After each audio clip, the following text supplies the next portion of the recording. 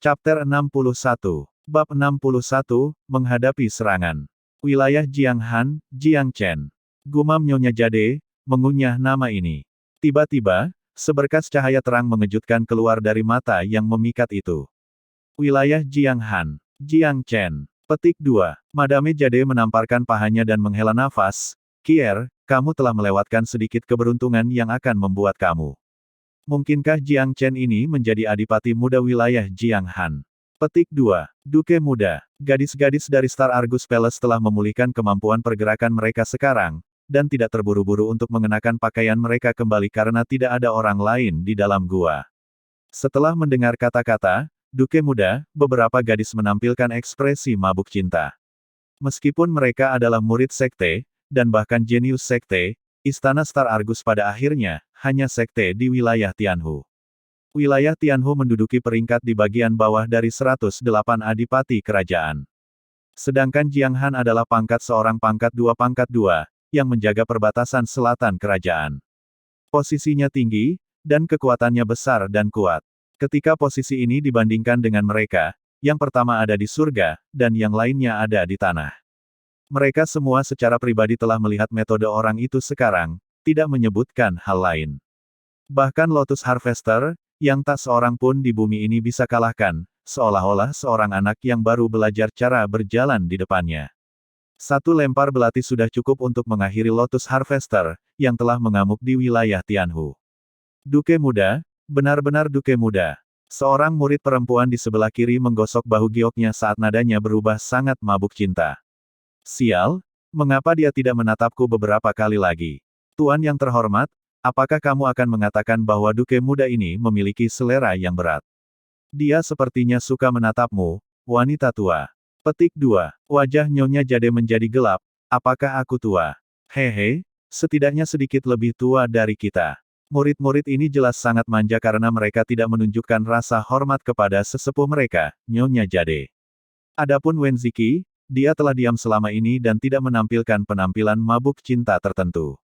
Wajahnya yang adil dan mudah malu sepertinya tenggelam dalam pikirannya. Nyonya Jade melirik Wenziki dan menghela nafas. Kier, lelucon adalah lelucon, kamu harus lebih riang. Jangan tenggelam di dalamnya. Beberapa orang ditakdirkan untuk menjadi eksistensi yang kamu dan aku tidak bisa memanjat. Petik 2. Wajah Wenziki memerah lagi. Tuan yang terhormat, apa yang kamu bicarakan? Dia dan kami bertemu secara kebetulan, seperti tambalan dakwit yang melayang. Dia datang mengejar Lotus Harvester di bawah perintah, dan hanya secara bersamaan menyelamatkan kami. Muridmu hanya merasa bersyukur karena dia menyelamatkan hidup kita, tidak ada yang lain. Begitukah? Madame Jade mendesah ringan. Kamu, yang tergila-gila, selalu memiliki kepribadian yang akan tenggelam dalam kegilaan sejak kamu kecil. Sebagai tuanmu, aku takut sekali sesuatu berakar di hatimu, kamu tidak akan bisa melepaskan diri darinya selama sisa hidupmu. Petik 2. Wenziki tidak mengatakan sepatah kata pun, tetapi dalam benaknya, perasaan yang masih ada melayang di sekitar gambar sosok yang gagah dan tampan. Sepertinya adipati muda Jiang ini berpartisipasi dalam percobaan naga tersembunyi, dan telah datang ke sini untuk melaksanakan salah satu misi pengadilan. Nyonya Jade adalah penguasa sekte setelah semua, dan masih memiliki sedikit pengetahuan ini. Uji coba naga tersembunyi. Apa itu? Itu diadakan untuk menentukan apakah semua adipati besar di kerajaan bisa mempertahankan adipati mereka. Para pemuda yang dapat berpartisipasi dalam uji coba naga tersembunyi semuanya adalah krim tanaman. Ambillah Kier, yang, pada 6 meridian Ki sejati, adalah seorang jenius yang muncul hanya sekali dalam 100 tahun untuk sekte kami, dikatakan bahwa ia akan berada di bawah tangga dalam ujian naga tersembunyi. Petik 2. Madame Jade juga penuh dengan kekaguman, seolah-olah dia melihat gunung yang tinggi, ketika dia berbicara tentang percobaan naga tersembunyi. Murid Lovestrak bertanya, Tuan yang terhormat, apa level adipati muda Jiang ini? Majikanmu juga tidak bisa melihat dengan jelas. Tetapi seseorang yang bisa membunuh Lotus Harvester harus sama dalam pengaruh dan kekuasaan, jadi pelatihannya harus setidaknya 8 atau 9 meridian. Mengambil satu langkah lebih jauh, dia bahkan mungkin menjadi Master Ki sejati. Petik 2. Apa? Benar Ki Master. Murid yang mabuk cinta itu benar-benar tercengang, berkata dengan murung, Tuan yang terhormat, aku berharap Duke Muda Jiang adalah tipe yang sembrono. Dengan begitu, aku, Ouyang Fei, pertama kali, setidaknya bisa diberikan kepada Master Qi sejati di masa depan. Petik 2. Hehe, Feier, terus jatuh cinta. Bahkan jika Adipati Muda Jiang ingin memberi rahmat pada seseorang dengan kehadirannya, ia akan memberi rahmat pada Tuan yang terhormat atau saudara junior Ziki. Kamu benar-benar telanjang sekarang dan dia bahkan tidak melihatmu 2 kali. Petik 2. Hah? Apakah kamu cemburu? Meskipun aku tidak memberikan pertama kalinya aku kepada Duke Muda Jiang, tetapi aku, Ouyang Fei dapat mengatakan dengan bangga bahwa orang pertama yang melihat aku telanjang adalah Duke Muda yang ditinggikan, seorang Master Qi sejati di masa depan. Tapi kamu, pakaian kamu masih di tubuh kamu sekarang, bukan? Apakah kamu merasa menyesal? Sedih? Hahaha. Ouyang Fei ini memang seorang gadis mabuk cinta dari kelas 1 untuk benar-benar menggunakan masalah ini untuk membandingkan, seolah-olah memiliki Jiang Chen melihat tubuhmu adalah kehormatan terbesar. Nyonya Jade hanya bisa menggelengkan kepalanya dan tersenyum kecut. Dia adalah orang yang paling mengenal murid-muridnya. Kecuali, ketika murid bernama Qiaoer mengatakan bahwa Jiang Chen akan memberkati dia, Nyonya Jade pertama, telinganya menjadi panas tanpa sebab dan rasanya seolah-olah banyak serangga kecil merayapi seluruh tubuhnya, menciptakan mati rasa dan geli, sensasi. Beberapa area sensitif di tubuhnya juga gelisah dengan arus panas karena semuanya berubah menjadi lembab seperti rawa dalam rentang waktu sesaat. Sebuah keinginan yang membingungkan muncul di mata Madame Jade ketika dia memikirkan adegan-adegan itu, dan dia bahkan memiliki perasaan harapan yang ekstrim. Beberapa adegan yang sangat memalukan melintas di benaknya, seperti yang terjadi pada Jiang Chen yang bejat seperti Lotus Harvester dan memanfaatkan keadaan berbahaya mereka untuk mengambil dia dan murid-muridnya. Jika dia tidak tahu identitas Jiang Chen, Nyonya Jade pasti akan merasa terhina. Tapi sekarang dia tahu identitas Jiang Chen, pola pikir menyembah dan mengagumi yang kuat membuatnya merasa bahwa bahkan jika dia harus melayani jenius muda ini bersama dengan murid-muridnya, itu tampaknya bukan hal yang sepenuhnya keterlaluan dan tidak dapat diterima. Ketika dia memikirkan saat-saat penuh gairah, seluruh tubuhnya bergetar ringan seolah-olah itu tersengat listrik. Madame Jade menggelengkan kepalanya dengan kuat dan melemparkan pikiran konyol itu ke belakang pikirannya. Wilayah Jianghan, Jiang Chen, Wen Ziki, di sisi lain, tidak bersalah. Dia berulang kali menyebut nama ini di benaknya. Dia tahu bahwa tuannya yang terhormat benar tentang dirinya. Beberapa benih ditanam tanpa disadari, dan tidak bisa dibuang begitu saja setelah berakar dan berkecambah. Tapi, mengapa melepaskan diri darinya? Bukankah ini semacam kebahagiaan, untuk bisa meresap ke dalamnya? Untaian emosi manis melayang di hati Wen Ziki. Ada mimpi pahlawan muda di hati setiap gadis muda. Terutama ketika dia bertemu bahaya. Pahlawan anak laki-laki muda ini akan muncul pada saat yang tepat, dan melakukan upaya keras untuk membalikkan keadaan. Wen Ziki juga memiliki impian gadis muda yang sama. Oleh karena itu, profil gagah Jiang Chen ketika dia pergi, ditakdirkan untuk menjadi merek di hati Wen Ziki yang selamanya akan sulit untuk dilenyapkan. Setelah menyelesaikan misi pertama, Jiang Chen mendorong sekembalinya ke ibu kota tanpa berhenti. Jiang Chen tidak melonggarkan penjagaannya saat ia berlari dengan kecepatan penuh. Semakin dekat dia ke ibu kota, semakin dia menjadi waspada. Dia tahu bahwa dia bisa menggunakan beberapa metode untuk mengusir pengejarnya ketika dia meninggalkan ibu kota. Tetapi ini adalah satu-satunya bagian yang harus dilewati saat kembali ke ibu kota, dan tidak dapat dihindari. Kemungkinan besar seorang lawan akan menyergapku di sini, jika dia ingin bersekongkol melawanku. Ini adalah jalan gunung dengan banyak pepohonan yang gelap dan semak-semak di sisinya, tempat yang sangat mudah untuk membuat penyergapan.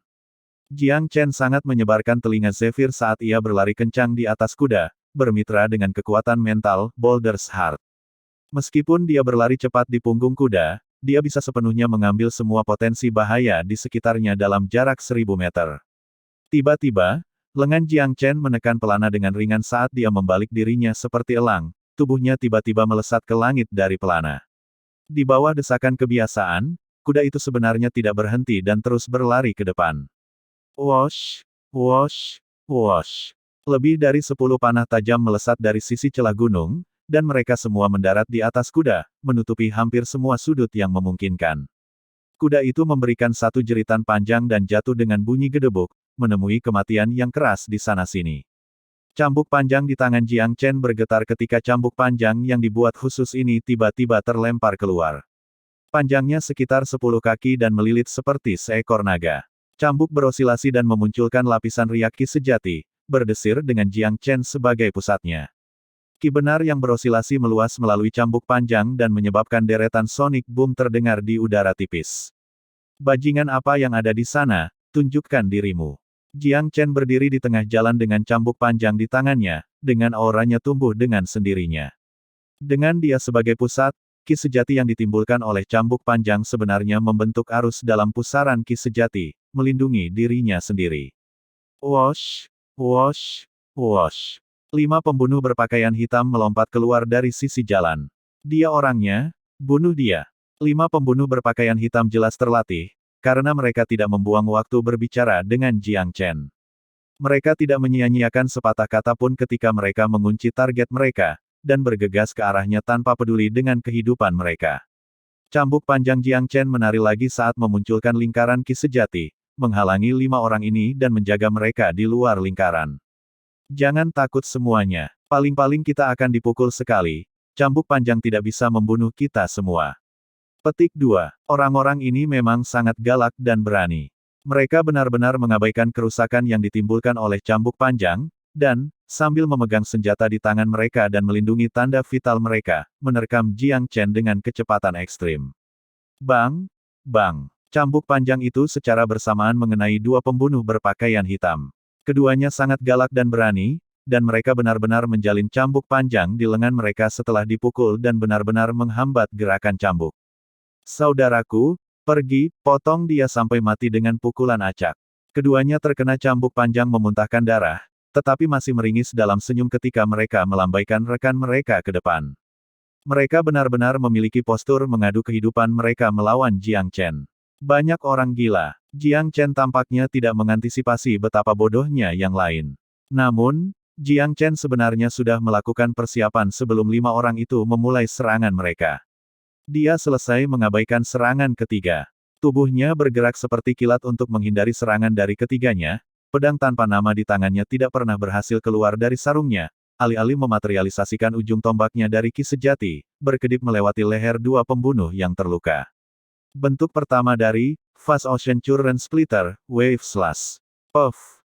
Puff. 2 kepala unggul dipanen dan diulangi oleh Jiang Chen. Dalam mematikan antar posisi, Jiang Chen telah mengeksekusi 2, dan 3 sisanya berakhir di belakang Jiang Chen. Mampu mengaktifkan ujung bilah tanpa menariknya dari sarungnya, anak ini juga dari dunia maju ki sejati. 3 pembunuh lainnya semuanya terkejut. Nak, kamu membunuh temanku, kamu harus mati hari ini. Bunuh dia. 3 pembunuh sudah mengerahkan bentuk tubuh menghilang saat mereka membentuk T formasi, menyerang ke arah Jiang Chen. Hah! Jiang Chen tertawa dingin ketika tubuhnya goyah, menuju ke depan. Dia melesat tanpa melihat ke belakang. Nak, kemana kamu pergi? Tubuh Jiang Chen tiba-tiba berhenti ketika dia tersenyum tipis. Apakah aku perlu memberitahu seseorang yang akan mati di mana aku akan pergi? Seseorang yang akan mati. Nak, apakah kamu berpikir hanya dengan kamu? Oh tidak, aku tidak bisa mengungkapkan ki sejatiku. Meracuni. Anak itu sudah meletakkan racun dengan aktivasi ki sejati pertama dari cambuk panjang. Petik 2. Katakan padaku, apakah kamu bekerja sampai mati untuk Adipati Soaring Dragon? Jiang Chen berkata dengan dingin. Jika kamu menjawab dengan jujur, maka aku juga akan berurusan dengan kamu dengan jujur. Jika tidak, kamu bisa menunggu untuk melihat setiap bagian tubuh kamu membusuk dan berubah menjadi busuk, sekarat dalam penderitaan yang lambat ketika racun itu aktif. Petik 2. Chapter 62. Babak 62, melawan keluarga panjang secara tajam. Ketiga orang ini adalah prajurit terlatih yang bersedia mati untuk misi mereka dari Istana Naga Melonjak. Mereka, biasanya, sama sekali tidak takut mati, tetapi ada rasa teror dalam senyum Jiang Chen yang membuat mereka menggigil di seluruh, namun tidak dari kedinginan. Jiang Chen, mengapa bertanya apakah kamu tahu segalanya? Hubungi kami dengan terus terang. Petik 2. Bunuh kami. Kamu ingin mati. Ini tidak semudah itu. Katakan padaku, ada berapa banyak dalam operasi kamu saat ini, dan siapa yang bertanggung jawab? Jiang Chen tidak ragu bahwa semua ini ada hubungannya dengan Adipati Naga Melonjak. Kecuali, Yang paling penting adalah berapa banyak orang yang dikirim Adipati Soaring Dragon. Kamu tidak akan bisa melarikan diri, jadi apa salahnya memberitahumu? Orang yang memimpin operasi untuk membunuhmu kali ini adalah Master Ki sejati. Jiang Chen, meskipun kamu menyingkirkan kami, kamu ditakdirkan untuk mati. Petik 2. Tuan Ki sejati. Jiang Chen tidak berpikir bahwa ia akan menempati beban sedemikian dalam Adipati Hati Soaring Dragon baginya untuk mengirim Tuan Ki sejati. Tapi, semakin Adipati Soaring Dragon, semakin menghasut kebanggaan Jiang Chen. Jadi bagaimana jika dia Master Ki sejati?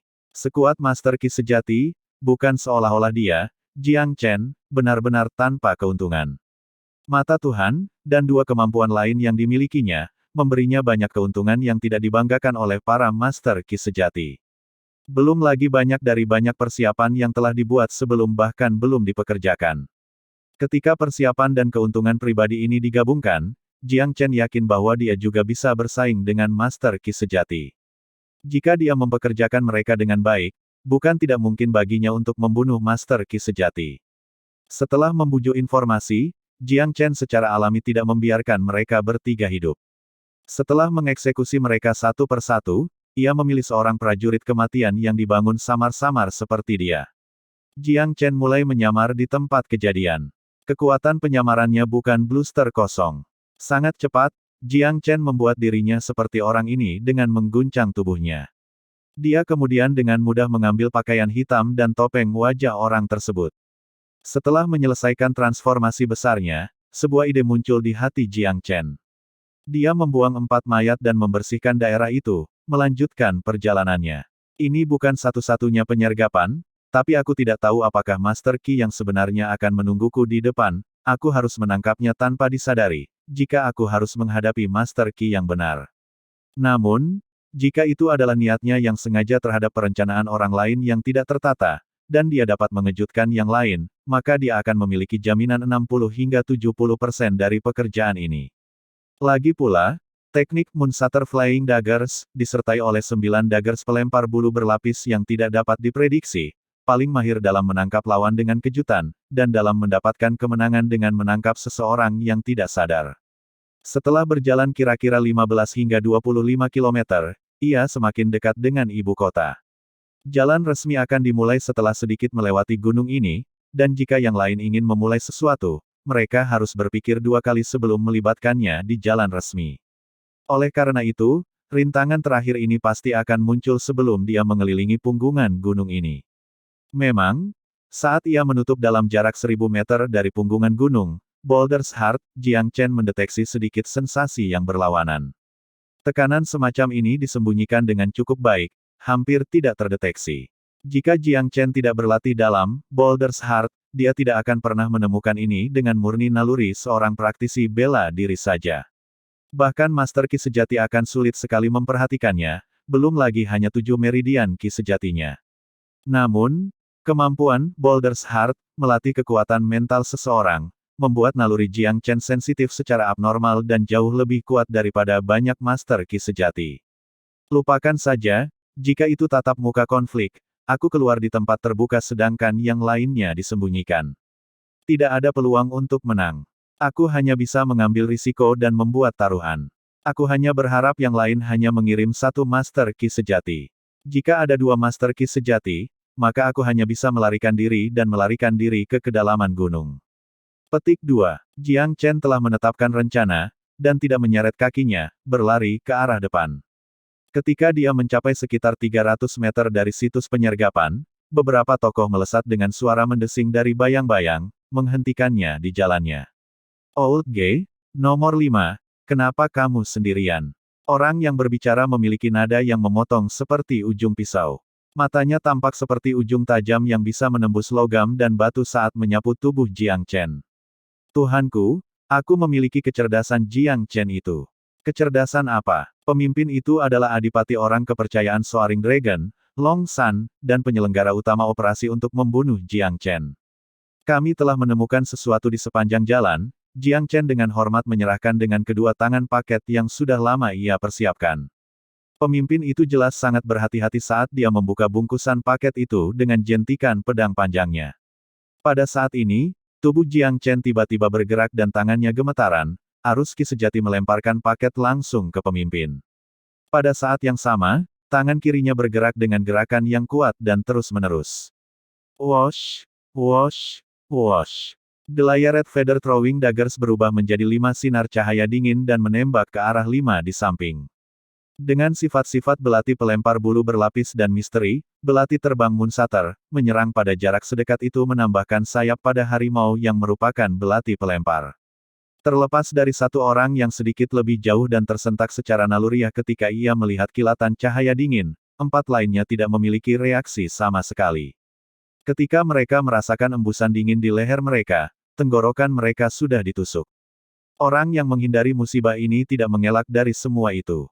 Belati pelempar bulu berkulit menembak ke bahu kirinya. Tentu saja, Jiang Chen hanya kebetulan menyerang 5 ini. Target utamanya masih terkunci di tubuh pemimpin.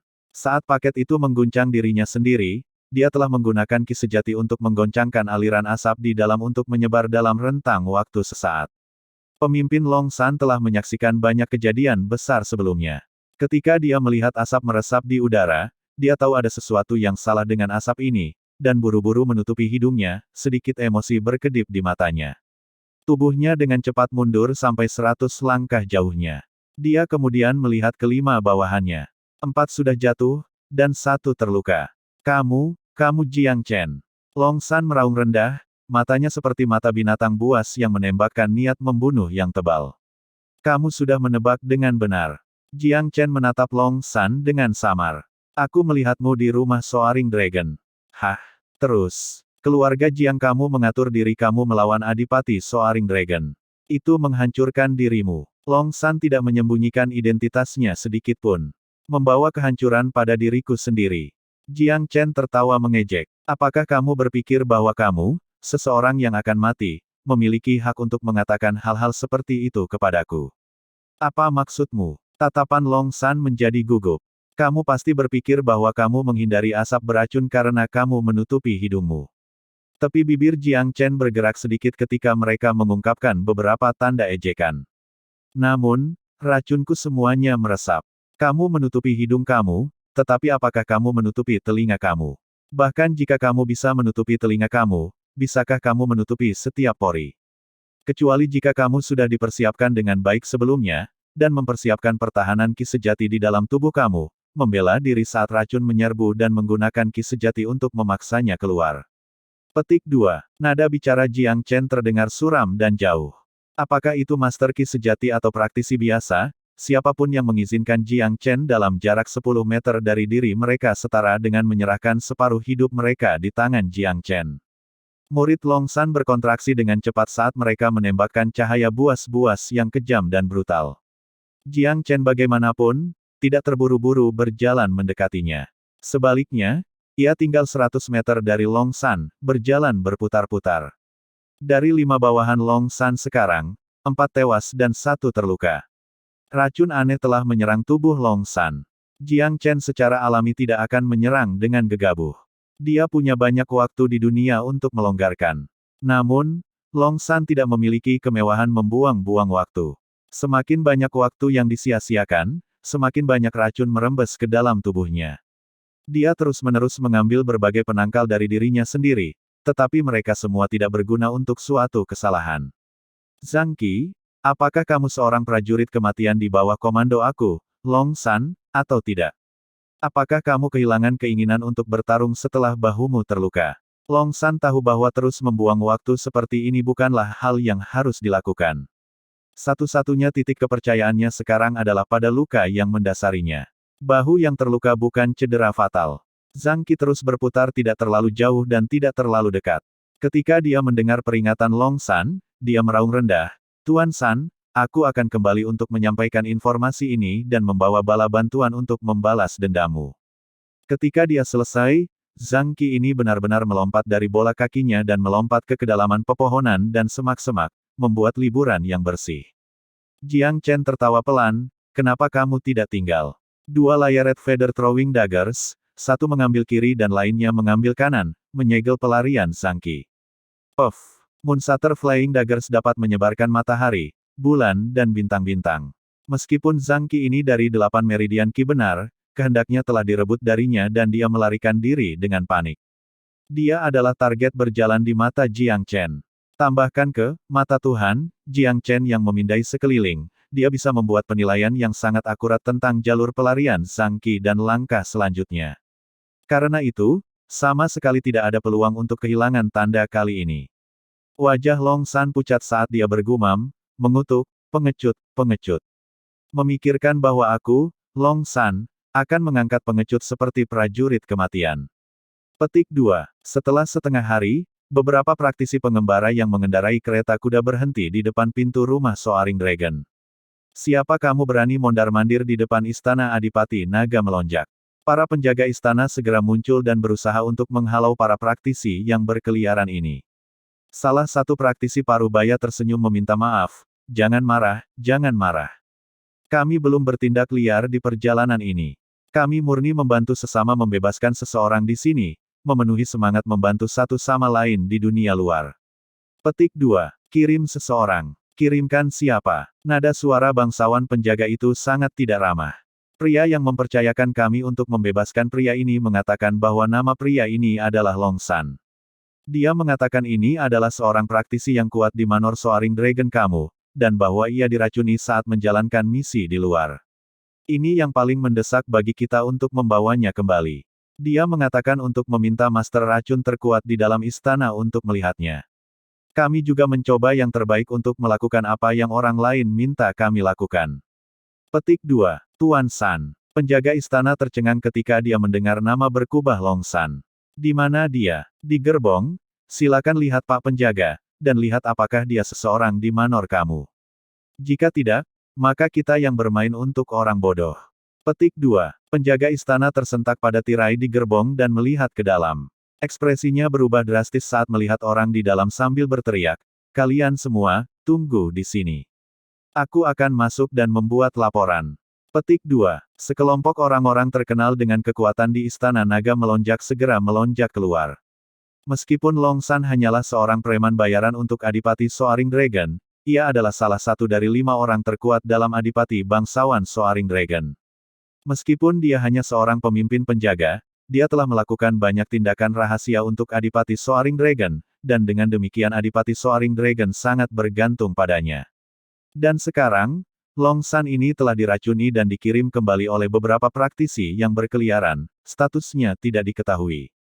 Bagaimana ini bisa tidak membingungkan dan mengejutkan seluruh pangkat seorang Duke Naga Terbang? Long San adalah Master Qi sejati.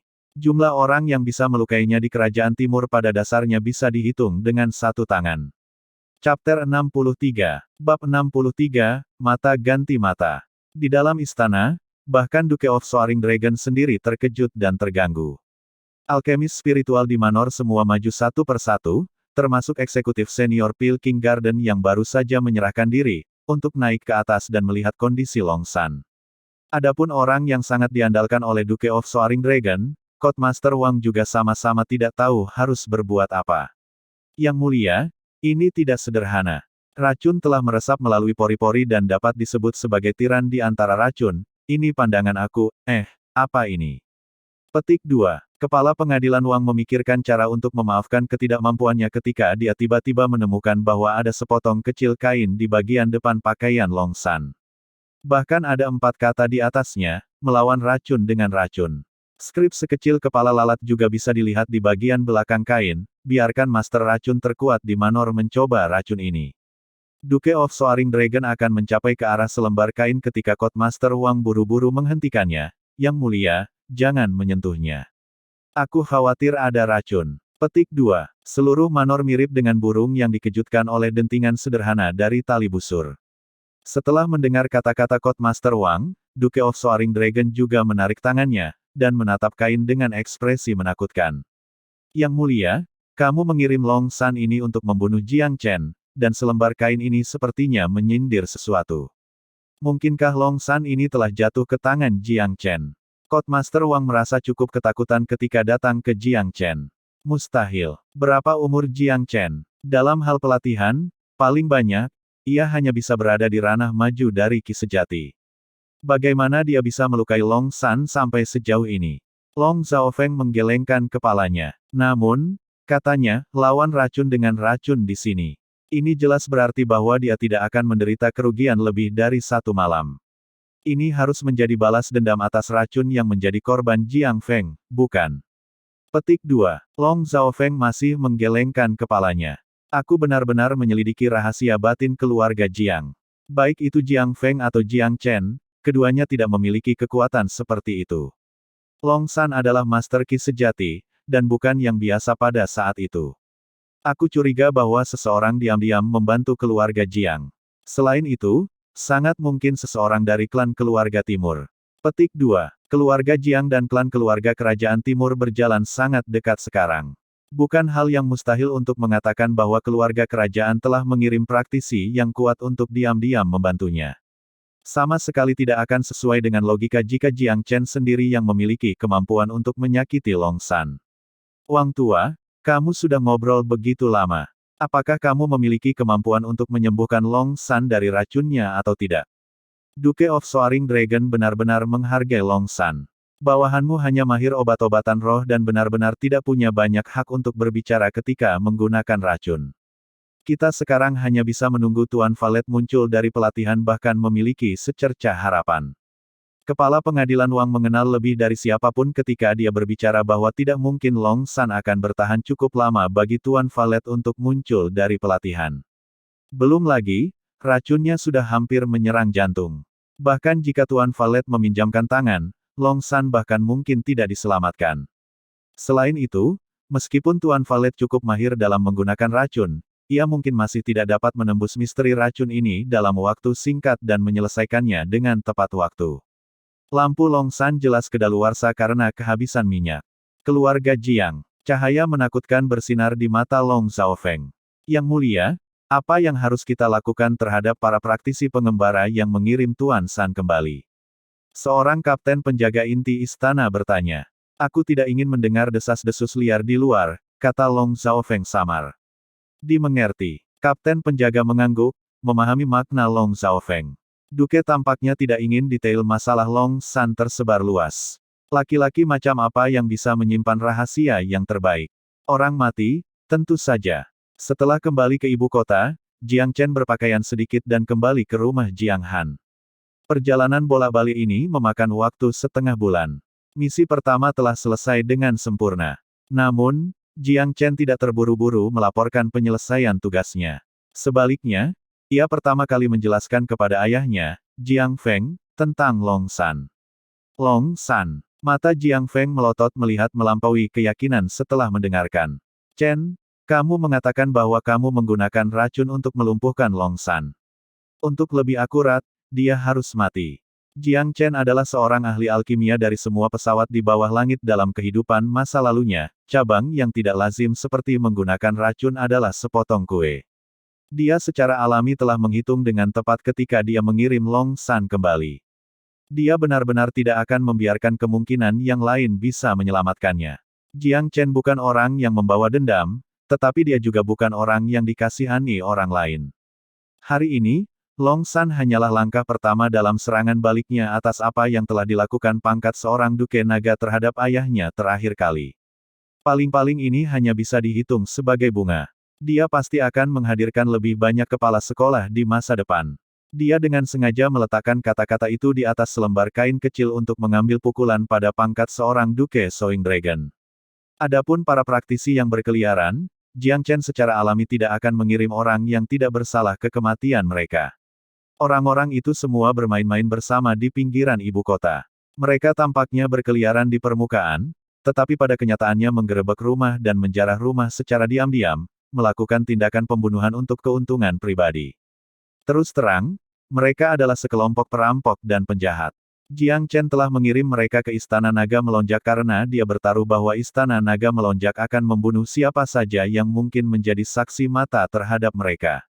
Cener, Long Xiaofeng adalah orang yang galak dan ambisius yang akan membalas dendam atas keluhan terkecil. Long San adalah salah satu orang kepercayaannya yang paling ia andalkan. Kekuatan Long San juga dapat berada di peringkat 5 besar pangkat seorang Duke Soaring Dragon. Jika orang ini mati, maka Adipati Soaring Dragon pasti akan mengunjungi pembalasan yang lebih ganas terhadapmu. Petik 2. Nada bicara Jiang Feng bijaksana. Dia sudah tidak menggunakan visi konvensional untuk mengukur anak ini. Seseorang tidak bisa tanpa hati-hati. Jiang Chen mengangguk. Namun, kita tidak bisa berhenti dalam keraguan-raguan hanya karena mereka ingin membalas dendam, kan? Aku akan berlatih selama beberapa hari pertama dan berjuang untuk menerobos 8 meridian Qi benar kali ini, dengan demikian mengambil langkah maju untuk meningkatkan kekuatan aku. Petik 2. Dalam pelatihan bela diri Dao, seseorang kadang-kadang akan menghadapi kemacetan jika dia hanya mengandalkan pelatihan di balik pintu tertutup. Bepergian di dunia luar dan menguatkan dari pengalaman seringkali mengarah pada inspirasi dan pemahaman baru, yang merupakan titik balik penting bagi terobosan. Perjalanan kali ini di dunia luar untuk melaksanakan misi juga menghasilkan langkah peningkatan yang lebih besar bagi Jiang Chen, baik dari segi mentalitas dan pengalaman. Pengetahuan dan pengalaman yang ia temui selama perjalanannya semuanya telah disaring hingga esensi mereka untuk diserap, memberikan manfaat besar, menjadi katalisator untuk terobosan Dao bela dirinya. Jiang Chen berhasil menerobos 3 hari kemudian.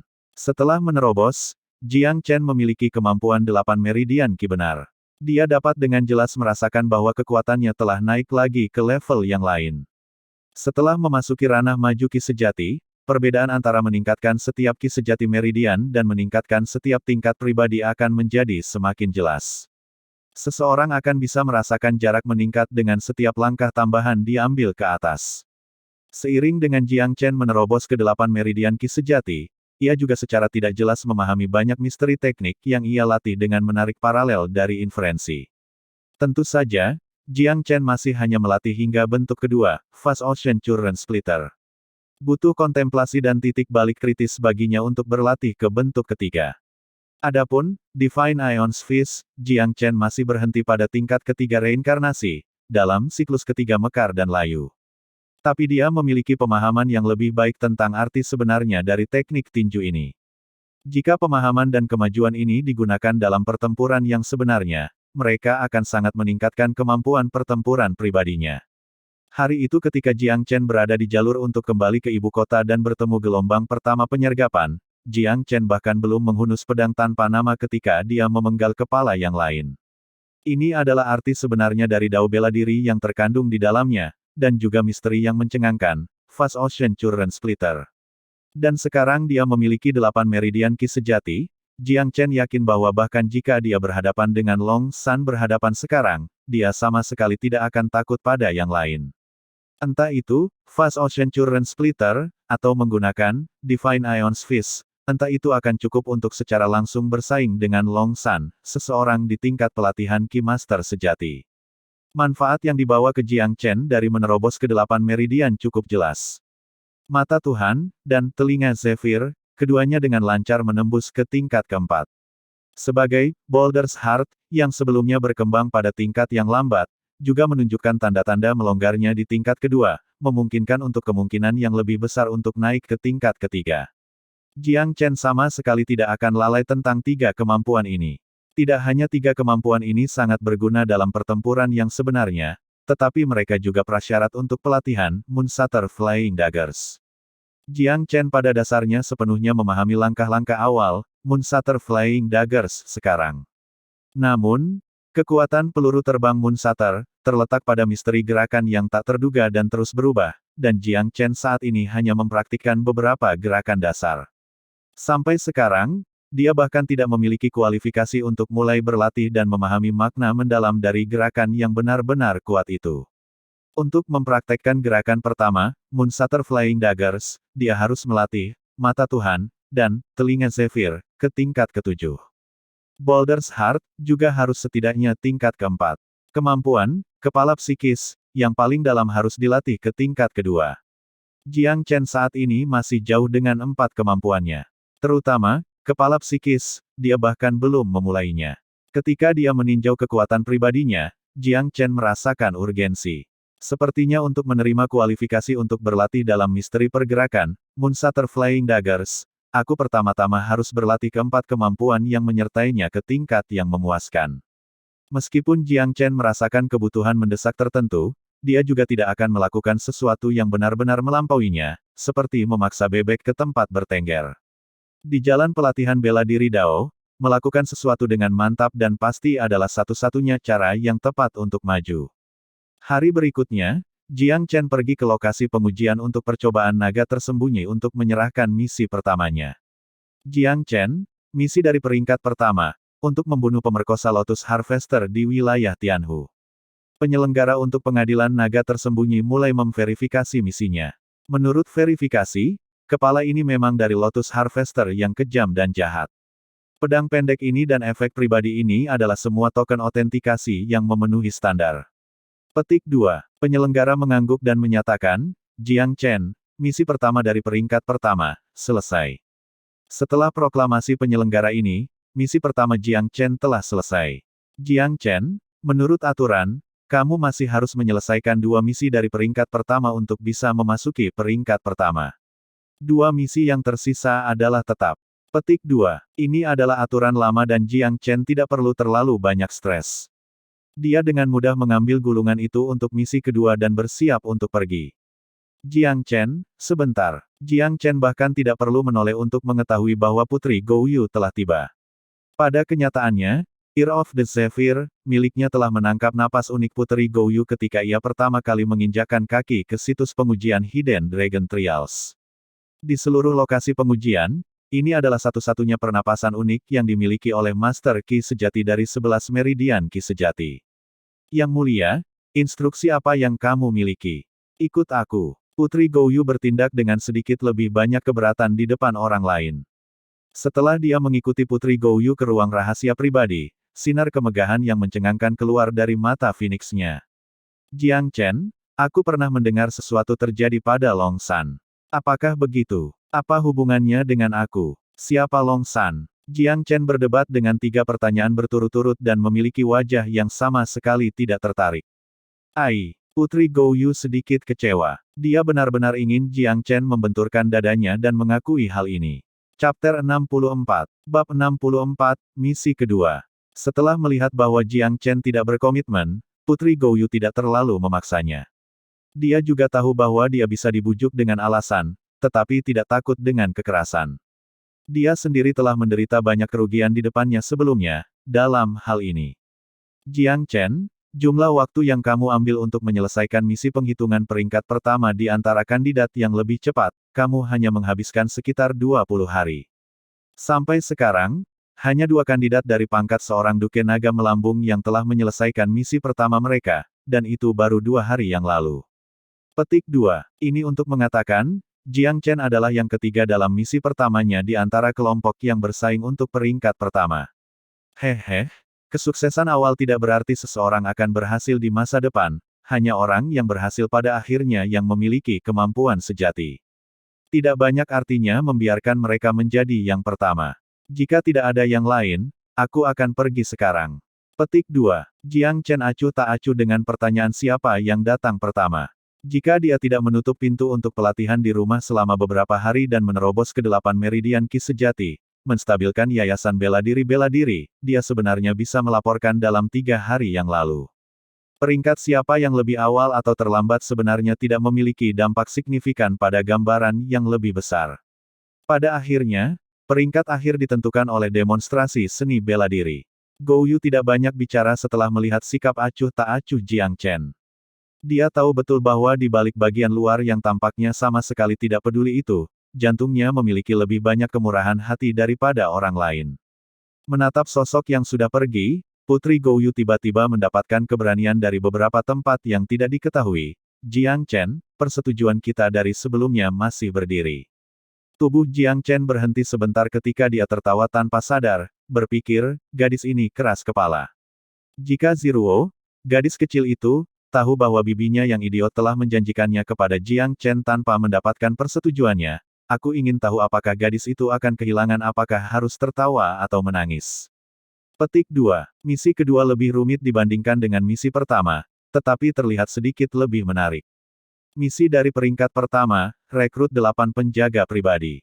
Persyaratan misi, setiap penjaga pribadi harus berada di 6 Meridian Ki sejati atau lebih tinggi, dengan potensi untuk terus naik.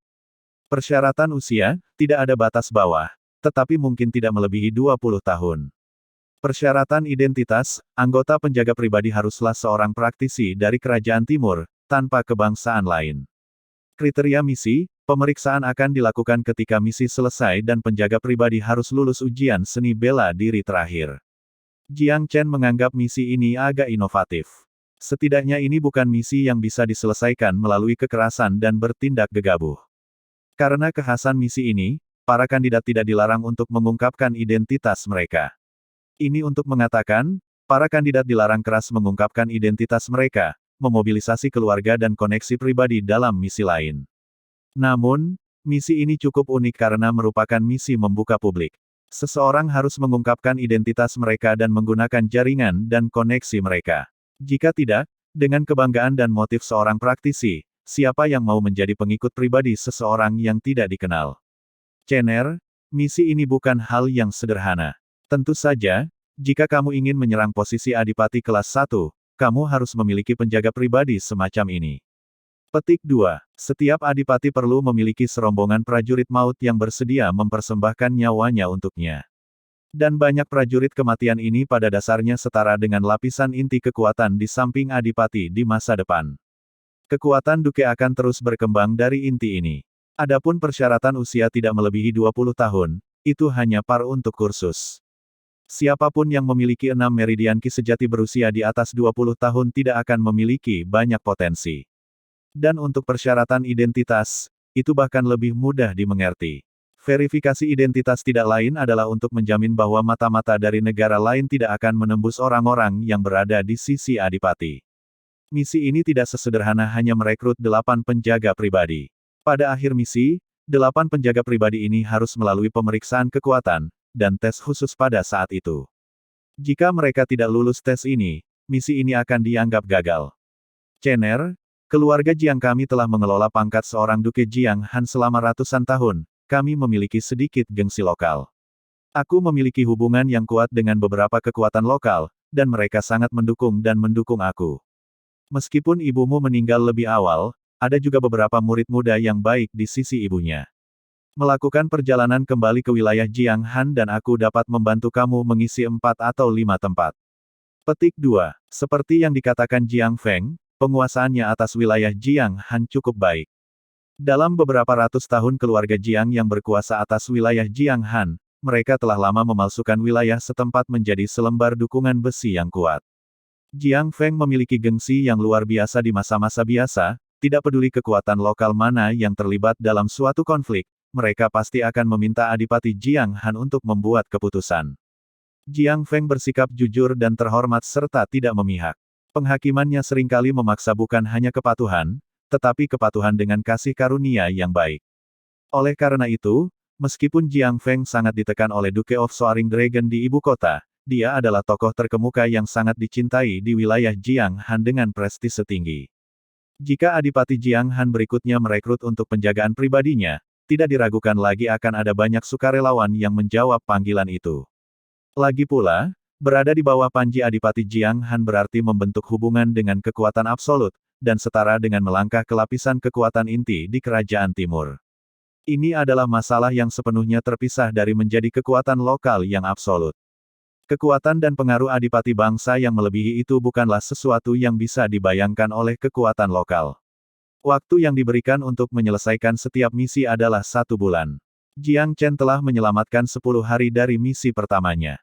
Itu berarti dia punya 40 hari selama misi kedua ini. Tampaknya ada cukup waktu, namun itu mungkin juga bukan masalahnya. Sepertinya kamu dan aku perlu melakukan perjalanan kembali ke perbatasan selatan. Jiang Feng juga telah meninggalkan wilayah Jiang Han selama beberapa saat, dan dia merasa agak nostalgia tentang rumahnya. Ayah, situasi di ibu kota cukup rumit. Sedikit gerakan dalam satu bagian dapat memengaruhi situasi secara keseluruhan. Mengapa kamu tidak tinggal di ibu kota? Putra kamu dapat melakukan perjalanan kembali. Petik 2. Jiang Feng kaget sebentar, lalu memikirkan sesuatu segera setelah itu. Dia tersenyum, Cener, kamu ingin kembali sendirian. Aku akan kembali sendirian. Jiang Chen mengangguk dengan tegas. Baiklah, aku selalu menghormati keinginanmu sebagai ayahmu. Kemudian, kamu harus kembali sendirian, dan memanfaatkan kesempatan ini untuk menguji kendali kamu atas gambar yang lebih besar. Jiang Feng terkekeh. Adipati Jiang Han sejati sangat berbeda dengan menjadi adipati muda. Adipati Jiang Han sangat terkenal di wilayahnya, tetapi itu tidak berarti bahwa adipati muda itu akan menerima perlakuan yang sama. Terutama karena Jiang Chen sebelumnya adalah pesolek yang agak tidak berguna. Reputasinya karena tidak belajar atau seni terkenal, tidak hanya di ibu kota, tetapi juga cukup terkenal di wilayah Jiang Han. Oleh karena itu, bagi Jiang Chen, akan ada tingkat kesulitan yang melekat padanya untuk mencapai tindakan tertentu dan berhasil merekrut 8 penjaga pribadi di wilayah Jiang Han tanpa ayahnya maju ke depan atas namanya.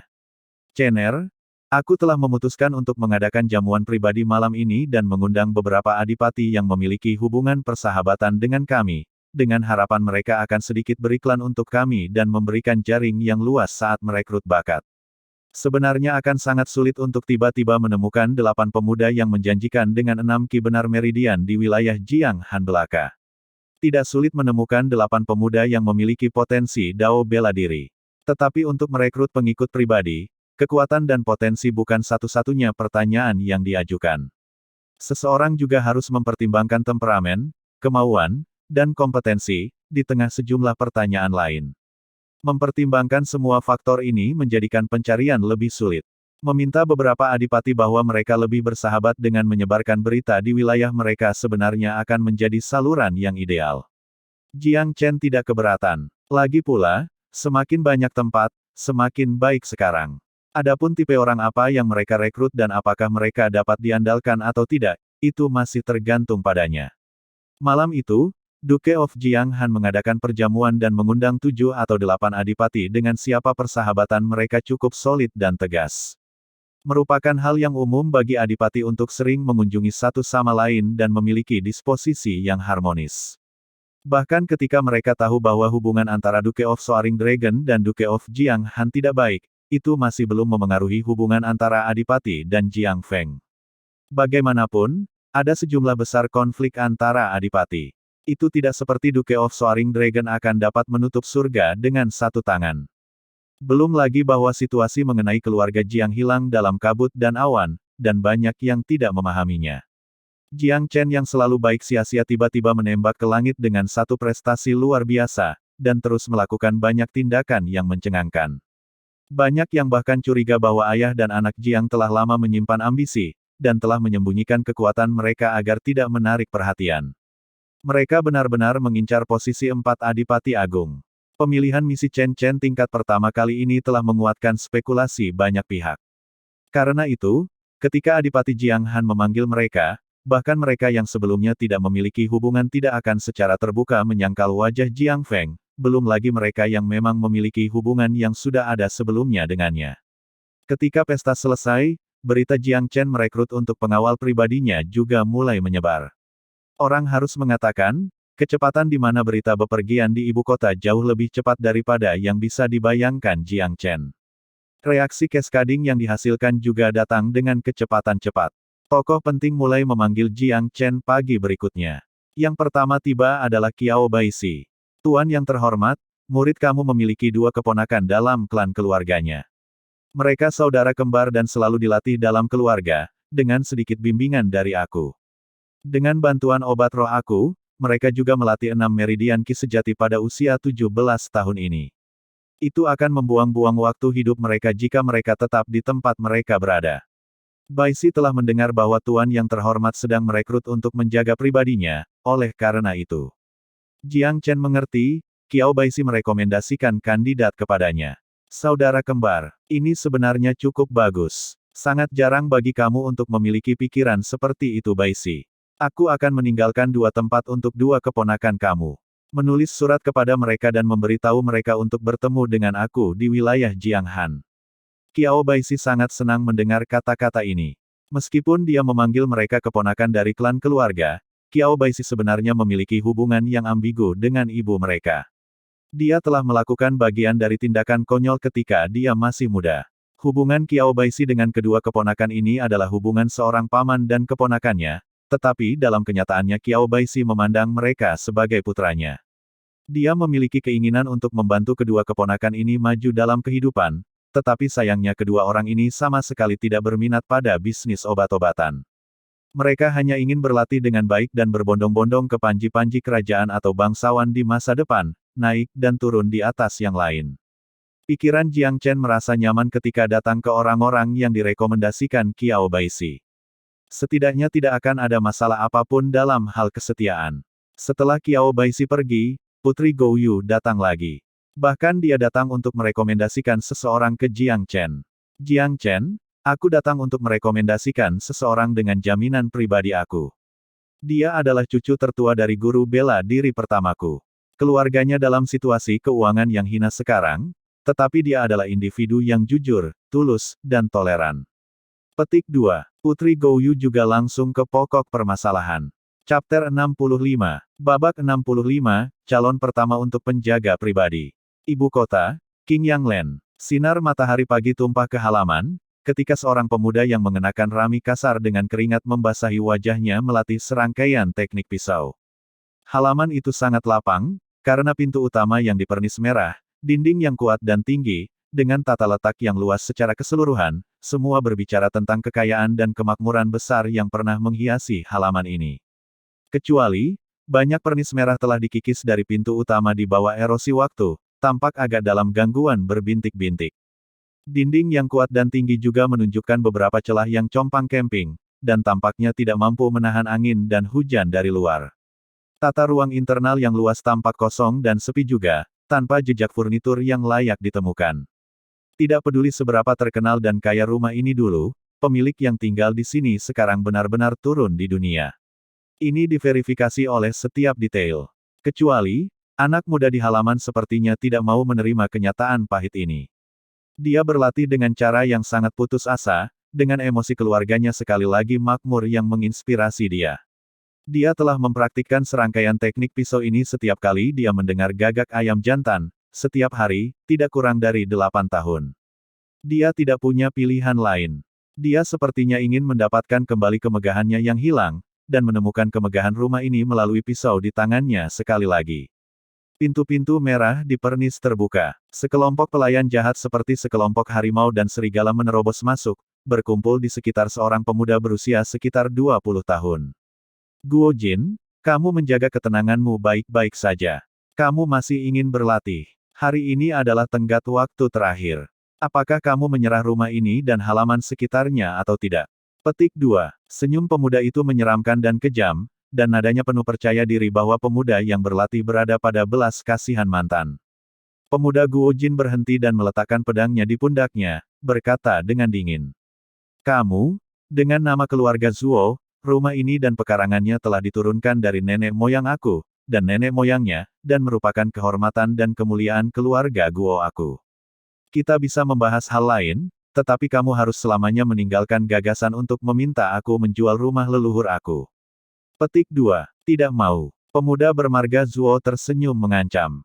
Kalau begitu mari kita hitung akun kita dengan jelas. Kamu datang ke rumah pembiayaan aku tahun lalu untuk meminjam 10.000 perak. Sudah 1 tahun penuh sekarang. Menggabungkan pokok dan bunga, kamu harus mengembalikan 15.000 perak. Entah kamu segera membayar, atau aku akan segera membuat pernyataan kepada otoritas lokal untuk menyita rumah kamu. Jangan salahkan aku karena tidak memberitahu kamu bahwa pihak berwenang setempat akan menelan kamu seluruhnya, tanpa meninggalkan banyak hal. Aku, Zhou Tan, bersedia membayar 80.000 perak kepada kamu sekarang. Jika kami pergi ke pihak berwenang setempat, jika ada 10.000 atau 8.000 perak yang tersisa untuk kamu, itu karena kamu cukup beruntung bahwa tanda asap hijau yang naik dari kuburan leluhur Guo kamu muncul. Petik 2. Zhou Tan, ini adalah bos muda firma terbesar untuk bertukar dan mentransfer uang di ibu kota, dan dia memiliki metode untuk cara yang sah dan teduh. Dia menyukai rumah ini dan tidak ragu-ragu dalam pikirannya bahwa dia dapat menangani pemuda yang tidak punya teman dan tidak berdaya ini yang nasib keluarganya menurun, baik melalui pemerintah setempat atau melalui metode lain. Pemuda Guo Jin hanya menggelengkan kepalanya, Zhou Tan, bunuh aku jika kamu mau. Tapi aku tidak akan pernah mengkhianati leluhurku atau menyerahkan rumah ini. Mengkhianati leluhurmu. Zhou Tan tertawa dengan tawa yang agak berarti. Kamu terlalu banyak berpikir. Kamu adalah anak muda yang tidak tahu apa-apa.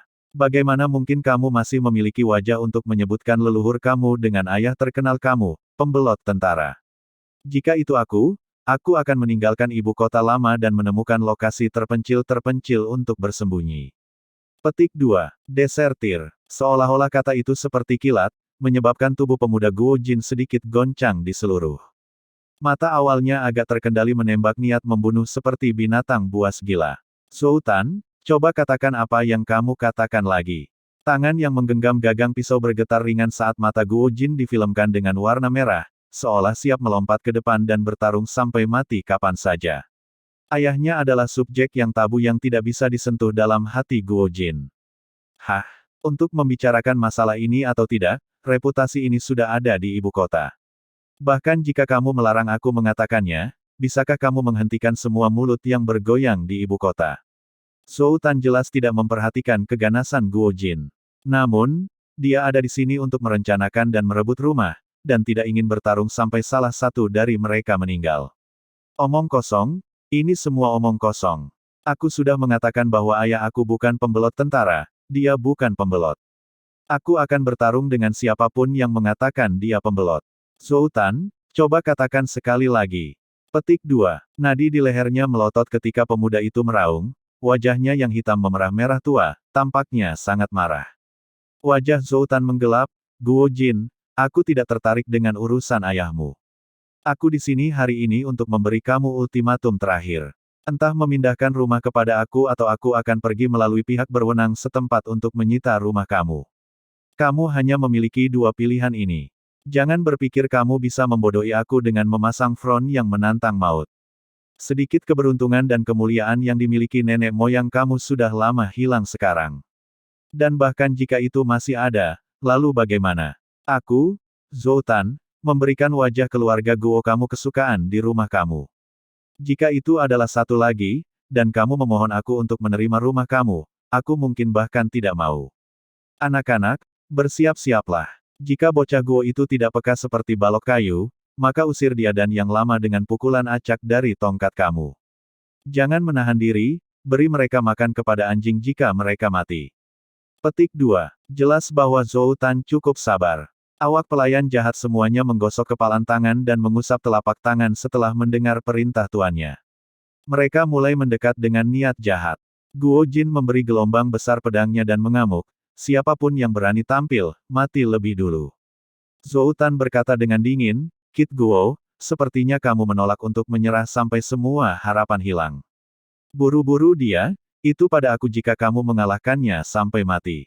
Petik 2. Papa-papa, pada saat ini, tepuk tangan meriah yang tiba-tiba terdengar dari luar pintu besar. Itu ditindaklanjuti dengan seseorang yang tertawa ketika mereka mengklik lidah mereka, berani memasuki rumah seseorang dan membunuh mereka di siang hari bolong. Apakah kita masih di wilayah kerajaan timur? Petik 2. Adegan ini berada di luar harapan Zhou Tan. Dia tidak berpikir bahwa ada orang yang berani menusuk hidungnya dalam bisnis keluarga Zhou di Jalan Qingyang. Adakah seseorang yang merasa hidup terlalu lama? Kamu siapa? Ini adalah perselisihan hutang antara rumah pembiayaan Zhou aku dan debitor. Apa urusannya bagimu? Jelas sekali bahwa Zhou Tan terbiasa berlari liar di ibu kota. Awalnya itu bukan urusan aku, tapi sekarang aku menjadikannya bisnis aku. Seorang pemuda dengan senyum percaya diri, tidak tergesa-gesa, dan mata jernih melangkah santai dengan 4 bawahan. Orang ini secara alami adalah adipati muda dari Jiang Handu Kedom, Jiang Chen. Suara mendesing. Kelompok pelayan Zhou jahat segera membentuk lingkaran dan mengepung Jiang Chen dan pengiring sengnya. Jiang Chen mengabaikan kilauan pedang dan bayangan pedang mereka. Sebaliknya, dia tetap tenang dan tenang saat menangani masalah mendesak, dan melirik Zhou Tan. Berapa dia berutang padamu? Zhou Tan tertawa dingin. Apa yang penting bagimu? Ini bukan masalah uang sekarang, tetapi ia menggunakan rumah ini sebagai jaminan dan telah gagal bayar atas pinjamannya. Aku di sini untuk mengambil rumah ini. Pak, terlepas dari latar belakang kamu, aku menyarankan kamu untuk tidak ikut campur dalam bisnis ini. Beberapa bisnis, kamu tidak dapat ikut campur. Beberapa orang, kamu tidak dapat menderita akibat memprovokasi mereka. Petik 2. Oh, Jiang Chen tersenyum. Menilai dari nadamu, kamu tampaknya cukup karakter. Hah, Zhou aku membiayai nomor rumah di antara para elit di seluruh kerajaan. Kamu siapa? Siapa ayahmu? Apakah dia seorang pejabat atau dalam bisnis? Petik 2. Jiang Chen benar-benar mengabaikan keberadaan Zhou Tan dan malah menoleh untuk bertanya pada Guo Jin, nama keluarga kamu Guo. Guo Jin juga terkejut melihat seseorang secara terang-terangan mengganggu. Melihat bahwa orang ini tampaknya memiliki niat untuk melindunginya, dia mengangguk dengan jujur. Kakekmu adalah Guo Sun, guru Guo. Iya, dada Guo Jin buncit setelah mendengar nama kakeknya dan sedikit kebanggaan mengalir di matanya. Masih ada orang-orang dengan kemampuan hebat yang termasuk di antara leluhur Guo, dan mereka pernah menikmati kekayaan dan kehormatan. Baiklah, berapa banyak uang yang kamu berutang kepada rumah pembiayaan Zhou? Tanya Jiang Chen lagi. Aku awalnya meminjam 10.000 perak untuk menyembuhkan penyakit ibu aku. Bunga bertambah, dan sekarang, menggabungkan prinsipal dan bunga, jumlahnya mencapai 15.000 perak. Guo Jin juga agak sedih ketika dia berbicara tentang utang yang seberat gunung. 15.000 perak. Jiang Chen mengangguk dan berkata kepada Seng Wan di sisinya, Seng Wan, hitung 15.000 perak kepada mereka. Pada waktu keempat saudara dari batalion Seng mengikuti Jiang Chen, mereka telah menyaksikan segala macam mukjizat dan prestasi luar biasa dari Jiang Chen. Hubungan mereka dengan Jiang Chen sekarang telah dibangun untuk hubungan superior dan bawahan yang lebih dalam. Tidak lagi hanya hubungan asli menyelesaikan misi. Catatan untuk 15.000 perak dihitung, dan Seng Wan langsung menyerahkannya kepada Zhou Tan. Hitung mereka, tuan muda rumah aku sedang membayar uang untuknya. Jangan datang ke sini di masa depan untuk mencari keributan. Petik 2. Seng Wan berasal dari tentara dan secara alami memiliki kehadiran yang mengancam. Langkahnya ke depan menyebabkan jantung Zhou Tan mengencang. Dia menatap Jiang Chen. Pikiran yang terjadi padanya semakin dan semakin banyak bahwa pemuda ini tampaknya memiliki latar belakang yang cukup. Namun, Zhou Tan tidak pernah takut pada siapapun sejak dia kecil. Dia tidak menerima catatan itu, tetapi malah tersenyum aneh. Sepertinya aku baru saja mengatakan dengan jelas bahwa dia gagal membayar pinjaman. Aku ingin rumah itu sekarang, dan bukan perak. Petik 2. Default, apakah kamu memiliki bukti? Jiang Chen tidak meledak dalam kemarahan. Seorang bawahan mengeluarkan sertifikat hutang dengan lambaian tangan Zhou Tan. Tentu saja, sertifikat ini penuh dengan berbagai jebakan dan memiliki tanda tangan dan tanda pribadi Guo Jin. Jiang Chen memutar tangannya dengan lancar dan langsung mencabik-cabik sertifikat ini. Sekarang, apakah kamu memiliki lebih banyak? Zhou Tan benar-benar lengah oleh gerakan ini. Dia tidak berpikir bahwa pemuda ini yang memiliki udara yang tidak biasa tentang dirinya tiba-tiba akan dengan sengaja tidak jujur dan menghancurkan bukti. Itu selalu dia, Zhou Tan, melakukan tindakan makan anjing. Berpikir seseorang akan melakukan hal yang sama padanya hari ini. Kamu mencari mati. Kemarahan Zhou Tan benar-benar menyala pada saat itu. Jiang Chen berjalan ke halaman tanpa memalingkan kepalanya, berkata dengan tidak biasa, Seng Wan, ambil catatan dan orang-orang dan buang bersama-sama. Keempat bersaudara dari batalion Seng adalah semua bidang maju dari Ki sejati dan orang-orang kuat yang telah lama menginjak medan perang. Mereka secara alami menangkap hamba jahat ini dengan mudah. Beberapa bangkit dan turun dan mereka melempar tuan dan pelayannya di luar pintu besar. Melemparkan uang kertas untuk 15.000 perak di belakang mereka, Duke muda rumahku adalah orang yang berakal. Ambil peraknya. Jika kamu masih ingin membuat keributan, pikirkan lagi. Petik 2. Hati Yang Guo dipenuhi dengan segala macam emosi ketika dia menyaksikan saudara-saudara batalion Seng memukul para pelayan Zhou menjadi sangat kacau, seolah-olah mereka adalah serigala atau harimau. Di satu sisi, ia sangat bersyukur bahwa kelompok orang ini telah menawarkan bantuan tepat waktu, seperti menawarkan bahan bakar dalam cuaca bersalju. Sikap mereka tidak biasa dan menyebabkan kelompok Zhou yang tampak jahat benar-benar tidak dapat bertindak liar di depan orang-orang ini. Di sisi lain, dia cemas dan takut karena dia tidak tahu motif apa yang dimiliki kelompok orang ini dari asal yang tidak diketahui itu. Saat dia melihat sosok Jiang Chen yang masuk, seutas emosi yang tidak biasa muncul di hatinya. Mereka sama-sama pria muda, tetapi ini adalah sikap yang benar-benar mulia. Ini adalah metode yang benar-benar kuat. Aku, Guo Jin, pasti seperti dia dan menjadi kepala dan pundak di atas yang lain, menyebabkan para lalim lokal yang kuat ini mengambil jalan memutar ketika mereka melihatku. Petik 2. Jiang Chen merasa bahwa lingkungan sekitarnya akrab meskipun ini adalah kunjungan pertamanya.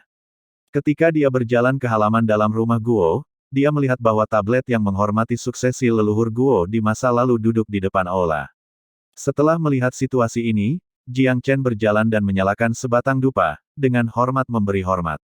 Ketika dia memasukkan dupa ke dalam pembakar dupa, dia melihat beberapa debu pada pembakar itu. Jiang Chen melambaikan lengan bajunya dan menyapu kompor. Gerakan seremonial yang begitu sederhana, hanya beberapa gerakan yang sangat biasa, sudah cukup untuk menyebabkan jantung Guo Jin terbakar dengan panas yang mendidih. Ketika luapan emosi tersedak tenggorokannya, memberinya perasaan tergerak untuk menangis.